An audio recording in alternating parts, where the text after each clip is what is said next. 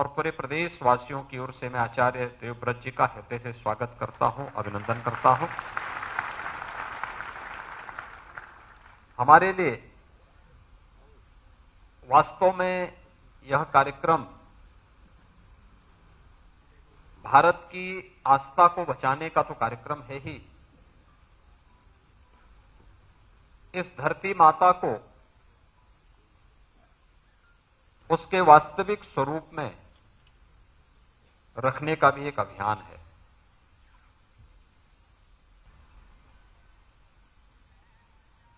हम सब जानते हैं, भारत की जब बात होती है तो भारत देश के अंदर, दुनिया के अंदर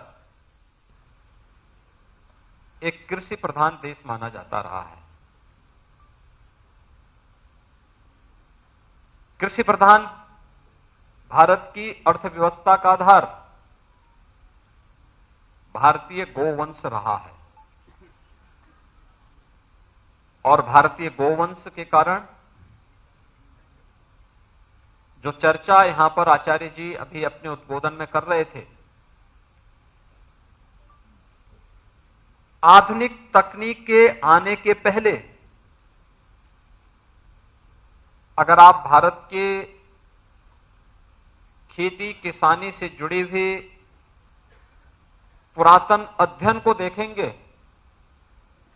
तो आपका ध्यान इस ओर बरबस आकर्षित करते हैं कि इस धरती से उस प्रकार की उत्पादन हमारा किसान अतीत में लेता रहा है।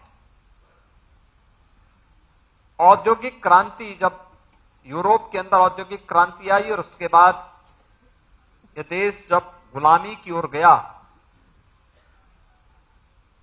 तो धीरे धीरे करके भारत की परंपरागत जो खेती किसानी थी, आस्था थी, इन सब पर प्रहार होना प्रारंभ हुआ था और वहीं से पराभव भी शुरू हुआ। यह अभियान भले ही हम लोगों ने देश के अंदर खाद्यान्न में आत्मनिर्भरता के लक्ष्य को प्राप्त किया हो, और निसंदेह आजादी के बाद इसमें बहुत अच्छी सफलता भी प्राप्त हुई, लेकिन इसके दुष्परिणामों से भी हम बच नहीं पाए हैं। ग्लोबल वार्मिंग की चर्चा आचार्य जी ने की, लेकिन मेरा यह मानना है कि मैं अक्सर जनता दर्शन के कार्यक्रम में बैठता हूं, जनता जनार्दन से मिलता हूं, और अगर मेरे पास 100 एप्लीकेशन एक साथ आई हैं तो उसमें से 10 एप्लीकेशन ऐसी होती हैं जो गंभीर बीमारी से ग्रसित लोगों को आर्थिक सहायता की दिशा से उनकी मांग होती है। कोई कैंसर से पीड़ित है, किसी की किडनी खराब हो गई है, किसी का लीवर खराब हो गया है। ये केवल पैसे का लेन देन का मामला नहीं होता, वो हमसे सहायता मांगते हैं, हम मुख्यमंत्री राहत कोष से उनको पैसा भी देते हैं, लेकिन साथ साथ हमारे मेरे मन में एक बात आती है कि वास्तव में ये तो जरूरतमंद है, पीड़ित है, इसको तो सहायता देनी चाहिए। इस बीमारी का कारण क्या है? आखिर क्या कारण है? कहीं ना कहीं खान पान, कहीं ना कहीं कुछ ऐसी चीजें जरूर हैं जो एक बड़े तबके के स्वास्थ्य के साथ खिलवाड़ कर रहा है, जो उसकी जवानी होनी चाहिए थी, जिस जवानी में उसकी ऊर्जा और उसकी प्रतिभा का लाभ इस समाज को, इस देश को, मानवता को और विश्व कल्याण के लिए मिलना चाहिए था, उस उम्र में वह समय बीमार होकर के अपने स्वयं के जीवन के साथ जूझ रहा है। यह हम सब की चिंता का विषय होना चाहिए, और उसके पीछे कारण ये वही क्रांति है जिसने खाद्यान्न में आत्मनिर्भरता के लक्ष्य को प्राप्त तो किया, लेकिन साथ साथ इन तमाम बीमारियों को भी हम सबके साथ दिया है। और उस बीमारी से बचने के लिए दो ही माध्यम हैं। एक, भारतीय नस्ल का गोवंश,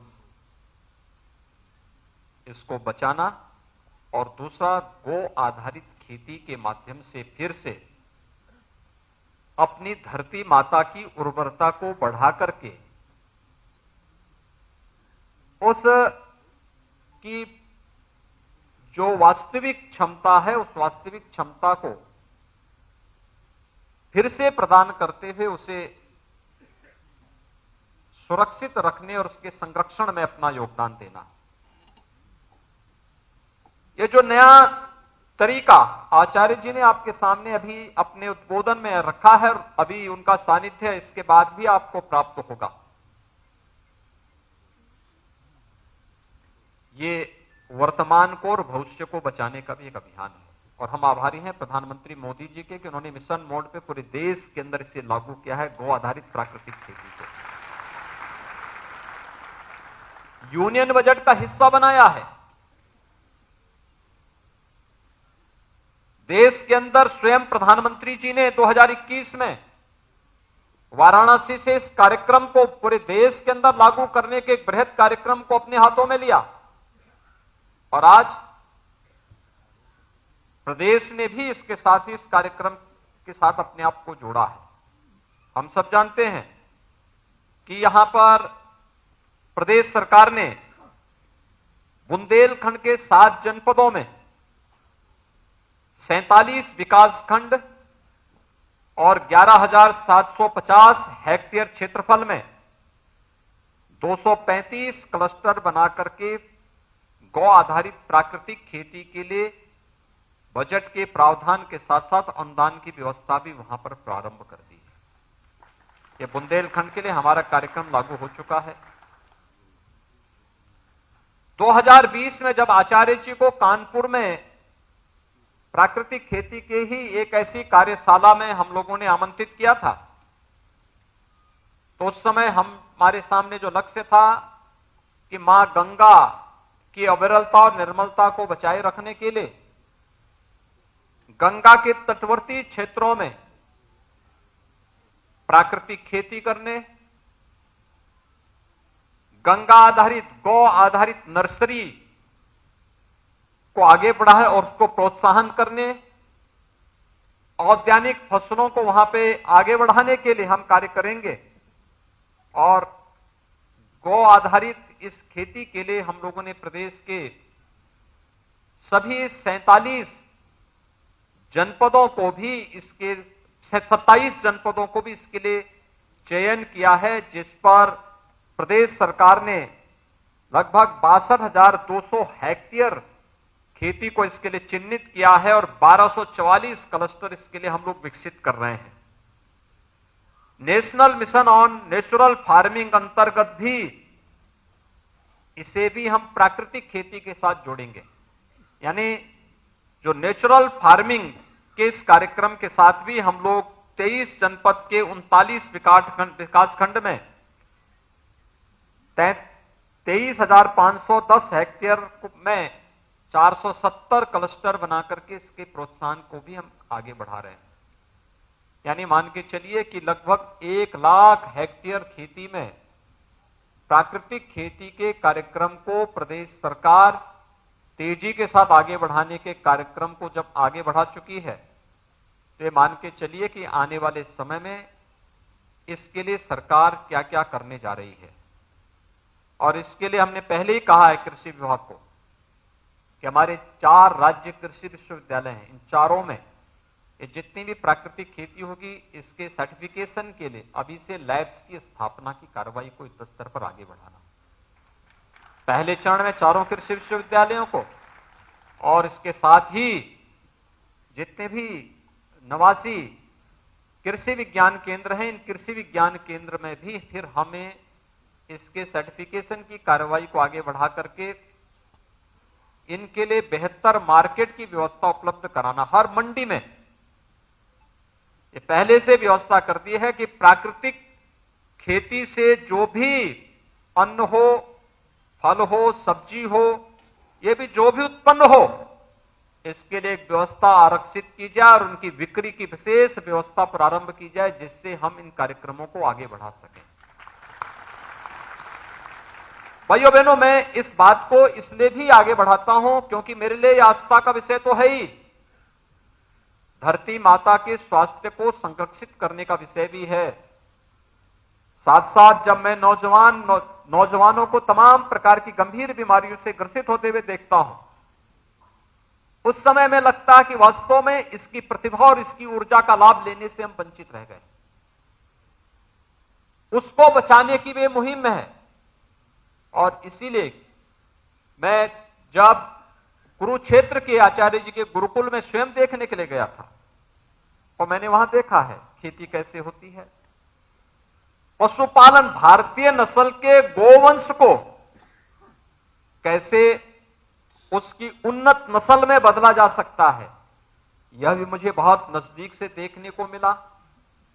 और यही नहीं, वहां पर औद्यानिक फसलों को भी उन्नत रूप से कैसे आगे बढ़ाया जा सकता है, यह भी मुझे बहुत नजदीक से देखने का अवसर प्राप्त हुआ है। और इसलिए मैं आप सबसे इस बारे में अनुरोध करूंगा, इतनी बड़ी संख्या में हम सब यहां पर हैं। जब कानपुर की जो कार्यशाला हुई थी, कानपुर की कार्यशाला के बाद केवल एक कार्यशाला हो, एक औपचारिकता नहीं थी। मैं उसके बाद भी फीडबैक लेता था कि वास्तव में इस कार्यशाला में जो भी प्रगतिशील किसान आए थे या जो भी हमारे कृषि वैज्ञानिक आए थे, इन लोगों ने आगे क्या किया है। मुझे देख के बहुत आनंद की अनुभूति होती है कि उसमें से ज्यादातर लोगों ने अपने यहां प्राकृतिक खेती प्रारंभ भी किया, और वे लोग ट्रेनर के रूप में अन्य क्षेत्रों में जाकर के लोगों को ट्रेनिंग देने के कार्यक्रम के साथ जुड़े हैं। ज्ञान की परंपरा तो आदान प्रदान से ही चलती है। और इसीलिए आपके लिए 2 दिवसीय कार्यशाला आपको एक मास्टर ट्रेनर के रूप में आगे बढ़ाने के लिए एक मौका है। मार्केट हम देंगे, आपके द्वारा जो प्राकृतिक प्रोडक्ट पैदा होगा उसके लिए बाजार की व्यवस्था हम करेंगे, उसके सर्टिफिकेशन की व्यवस्था हम करेंगे, और उसका अच्छा दाम मिले इसको भी सरकार हर स्तर पर प्रोत्साहित करेगी। हम लोग ये भी व्यवस्था करेंगे, किसान कृषि विभाग इस बात को सुनिश्चित करेगी कि जो किसान इसके साथ जुड़ रहा है, प्राकृतिक खेती के साथ जुड़ रहा है, उसको हम लोग अगर किन्हीं कारणों से, यद्यपि कोई इस प्रकार की कहीं कोई गुंजाइश भी है ही नहीं कि वहां पर उसे कोई नुकसान हो, लेकिन अगर फिर भी कोई ऐसी स्थिति आती है तो सरकार उसमें आपके साथ खड़ी है, कहीं कोई समस्या नहीं आएगी। हमें इसके बारे में जाना पड़ेगा। और इसी में, क्योंकि अगर हमें किसान की आमदनी को दुगना करना है, वो तो प्रधानमंत्री जी ने कर दिया है। लागत का 1.5 गुना एमएसपी दिया है, अन्य तमाम चीजों में सब्सिडी देकर के हम लोगों ने खेती के दायरे को बढ़ाया है, सिंचाई की अच्छी सुविधा दी है। अकेले उत्तर प्रदेश ने विगत 5 वर्ष में 21 लाख हेक्टेयर भूमि को सिंचाई की अतिरिक्त सुविधा उपलब्ध करवाई है। 21 लाख हेक्टेयर भूमि को। पहले डीजल में कितना पैसा लगता था, आज बिजली देनी प्रारंभ हुई, गांव-गांव में बिजली जा रही है। और अब तो हम लोगों ने पहली बार हुआ है उत्तर प्रदेश के अंदर कि बिजली के दाम खेती किसानी के मामले में लगभग आधे किए गए हैं उत्तर प्रदेश के अंदर, आधा हुआ है।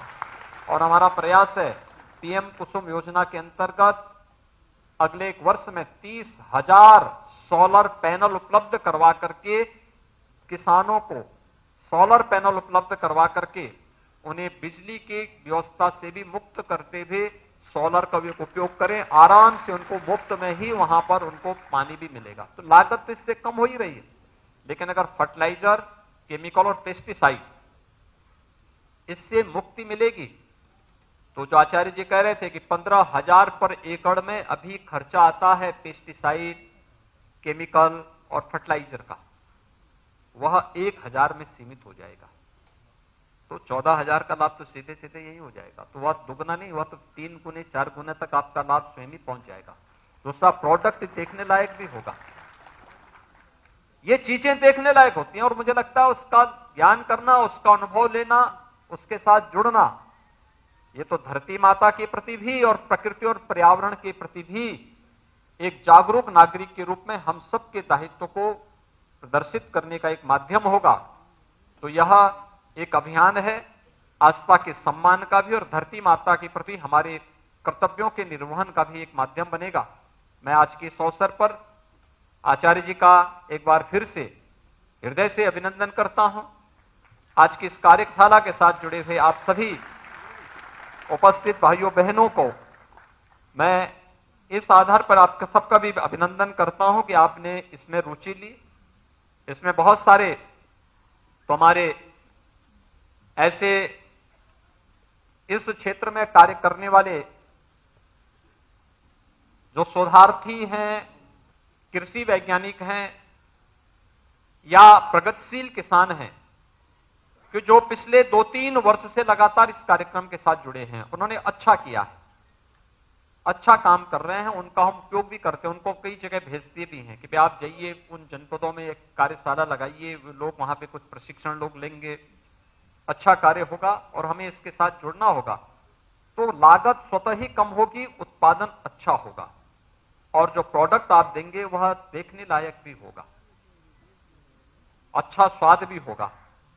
तो यह भी उसके साथ होगा। इस 2 दिवसीय कार्यशाला के लिए मेरी शुभकामनाएं हैं और मैं आपको इसी बात के लिए आश्वस्त कर सकता हूं कि राज्य सरकार इस पूरे अभियान में आपके साथ होगी, पग पग पर आपके साथ होगी, किसी भी प्रकार की चुनौती आपके सामने नहीं आने देगी।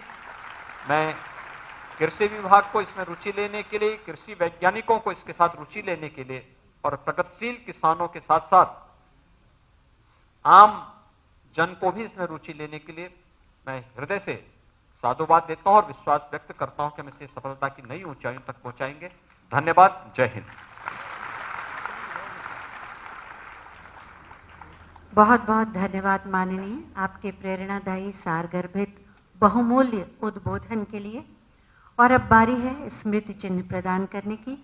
मैं माननीय मुख्यमंत्री महोदय से अनुरोध करूंगी कि ओडीओपी के उत्पाद को स्मृति चिन्ह के रूप में माननीय राज्यपाल महोदय को प्रदान करने की कृपा करें। एक कलाकृति और इत्र की सुगंध हम सब की शुभकामनाओं के साथ आपके साथ। बहुत बहुत धन्यवाद। और अब मैं माननीय कृषि राज्य मंत्री माननीय श्री बलदेव सिंह औलख जी से अनुरोध करूंगी कि वो अतिथियों के प्रति